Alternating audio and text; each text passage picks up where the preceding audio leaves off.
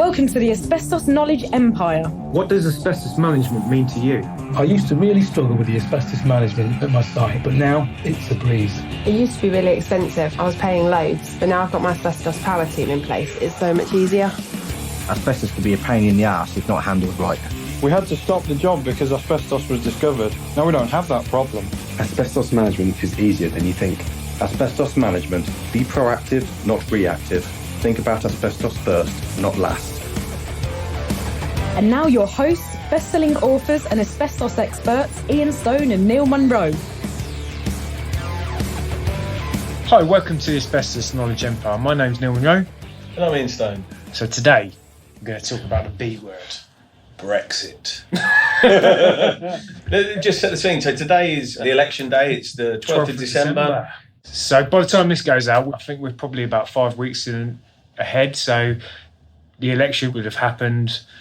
Brexit might have even happened by now, according to Boris Johnson. Yeah, we've had Christmas. Yeah, Merry Christmas, Happy New Year. We wanted to talk about it, and it might sound a bit silly because it is going to be delayed and behind, but what we wanted to talk about Without deliver and delay, whatever he says. I don't know what he says. It's the best of a bad bunch, isn't it, really?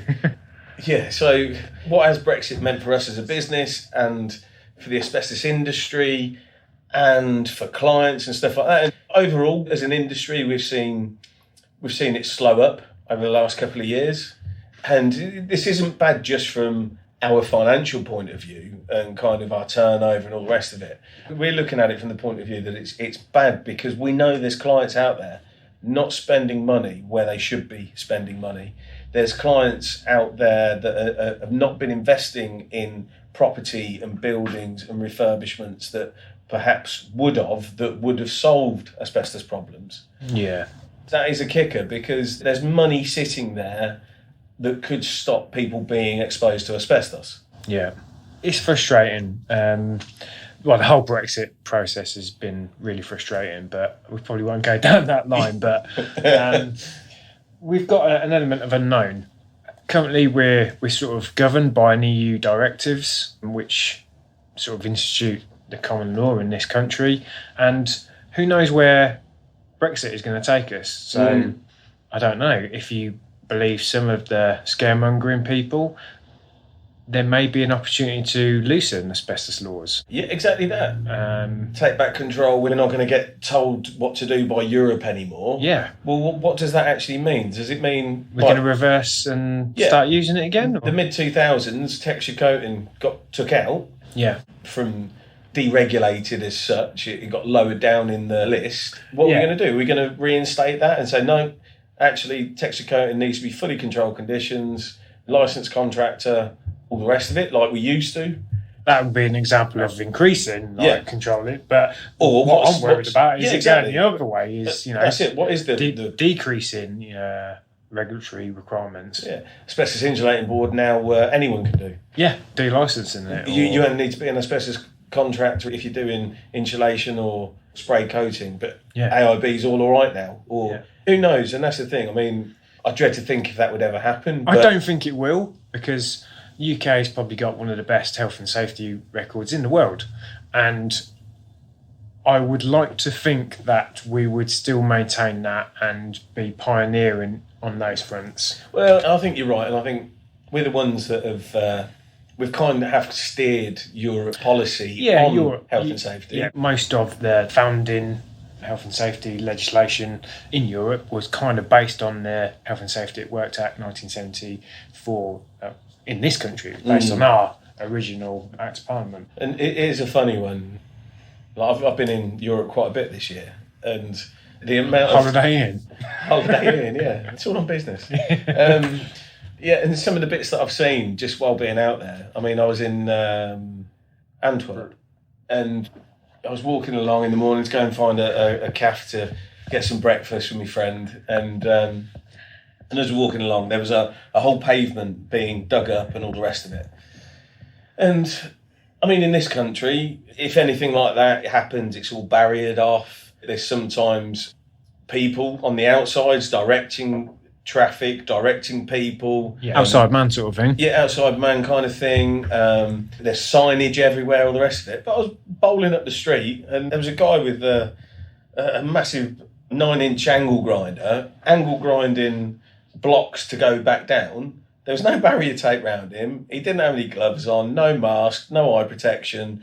And as I walked past him, I could have brushed past him. It was that close. Really? And there was cyclists cycling up and past him and everything. It just blew my mind. Yeah. And the same happened in France, actually. Last year, I was walking through a little market square. They were having a load of work stuff. I can't remember what it was. It was similar stuff. There was pits being dug and machines there and all these workers cracking on. Yeah. And there was no barrier tape or anything. No. And people walking straight across to go straight into the tobacco that was there, and you could walk out and fall straight down a trial pit that was happening, and nobody kind of cared. Yeah. The smokers were smoking as well while they were working. Really? Workers were smoking. Yeah. That goes so. If you actually look at the latest HC figures for accidents and stuff, I'm proud to say UK's got one of the best, and funnily enough, France has probably got one of the worst. Has it? So it just puts into account. So that being said, I'd like to say that hopefully nothing will change on that front in regards to Brexit. But we're expecting, as an industry, to have some new guidance coming out in relation to asbestos analysts, so the analyst guide. Yes.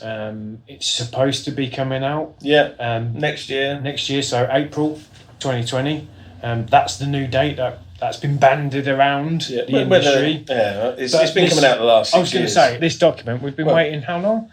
Last 6 years probably. 6-7 years. Yeah, it's coming, and it hasn't come out. And that's probably either going to have an impact on what happens after Brexit, so whether they're holding off for that, I don't know, or whether Brexit comes in, there might be some amendments to that. Yeah, so it doesn't even get released. I mean, if it looks anything like the original document... Yeah, which again is years old now. Yeah, it is. It's donkey's years old.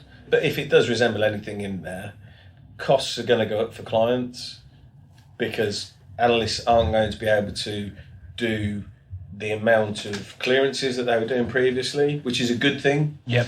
I know it sounds bad if you're a client and you might actually be spending more, but from being on the inside of the industry, I think that's a good thing because then that will raise the standards that some companies need their standards raising. Yeah, there's some definitely question marks surrounding timings on 4-stage clearances and doing them really correctly. Some companies, and this is still going on, there's some companies that are doing several asbestos 4-stage clearances a day. Yeah. And for me, it's impossible. Yeah, like maybe if it was literally one tiny riser. Yeah, in a flat, and there was one next door. Yeah. You could do a couple a day. You could do a couple a day, yeah. Really, that's the maximum. Yeah. Anything beyond that. You're cutting corners. You're cutting corners. The analyst is cutting corners. They're not doing their paperwork properly. They're fudging results. The timings are out maybe a little bit. Yeah, it's not a good thing. So if that does come out in the guidance, then that will be a good thing overall. Yeah, and a new stipulation will be there will need to be audits on those. So re-inspections of the areas. 5%. And audits and stuff like that. So for surveys and for re-inspections now, because of our UKAS accreditation, we have to audit so many. Yeah, which we've always done anyway, so we've always been in compliance. I mean, we beat what's stated in the requirements for our own peace of mind. Yeah. And we already do an element of this for the clearances with the audits that we do. But if that goes in, that'd be great. But for a lot of companies, they don't do that. They don't re-inspect. They don't do the bare minimum. They don't kind of do it so that they can spot check and quality control and quality assure their staff. So if that does come in again, that can only be a good thing as far as kind of requirements are and the way things are carried out across the board. Yeah, there's a whole heap of different There's change coming in, obviously, with Brexit, and that's a big unknown. It's a big question mark. And as Ian said earlier, there's definitely people holding off on doing stuff, either project-related, mostly project-related, but off the back of the project, they're holding off on doing some of the management stuff because they know this project's coming. Yeah. They know, so... They've not got capital expenditure for that. They've got project expenditure, yeah, but they haven't got the separate capital expenditure for the asbestos to be safe and manageable. Exactly, so... But it's all tied up in that project. Yes. But if the project's on hold, the asbestos management is on hold as well. Yeah, we know lots of people are holding off on getting their asbestos into a safer management condition because of Brexit. Yeah, which is crazy. it is. And it's frustrating from clients' point of view as well. These clients go, I want to do this, but we can't. We haven't got the money because it's all tied up. Because there's all unknown. It's all the uncertainties. Funding. So, yeah. We don't know what the funding's going to be like after No. Brexit. For some public sector businesses that are out there, they don't know whether funding's going to get pulled. They don't know whether they're going to get more. Yeah. It's all a bit crackers. Yeah. And these are just some of the things that we've had discussions about separately. And Yeah, it's frustrating. Well, the whole process is bloody frustrating. But yeah, we just need to sort of kind of get a grip of this and make sure that we don't lose control of our standards and the expectations on what it is for keeping people safe. Yeah. So if you are listening to this, and like you say, it's going to be in like 5 Hopefully weeks' it's all time. done. It's all It's all done. irrelevant. I don't think everything. I still think it'll be relevant because I don't think everything's going to get. Of course it will. Of course it will. What, everything will be done, dusted, and we'll all be No, happy? of course it will. Of course it won't. Yeah, exactly that. So a lot of what we've spoken about, even if Brexit is done, it still will be up for grabs, if you know what I mean. It's the cards will still be playing out over what's actually happening.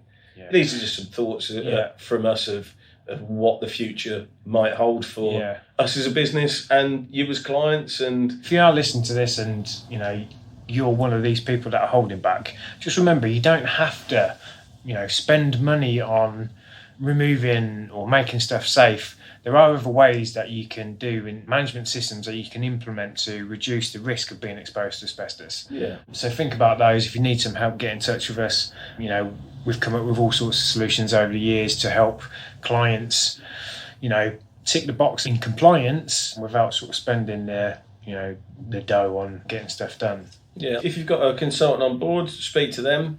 If they're not giving you the answers or can't give you any ideas, come and speak to us. We're not a consultancy that charge for literally everything, for having a chat or having a look at something. We'll gladly, this is what we do. We love it. It's our love, our passion. That's why we've been in the industry for so long. And yeah, definitely. We just want to help as many people as we can. That's why we do this podcast. Yeah. So the current asbestos regulations, the reason for their existence is just to prevent people being exposed to asbestos. So just remember that, and really to comply with it, all you've got to do is prevent that. Yeah. There's all sorts of ways that you can sort of implement and systems that you can implement, without actually doing the physical work that can obviously meet that criteria. That was a short one, bit of a rant, bit of an off-topic one, but I hope you sort of agree with us on some of the points in that. And if you do need any help, get in touch with us. Okay, so remember, asbestos first, not last.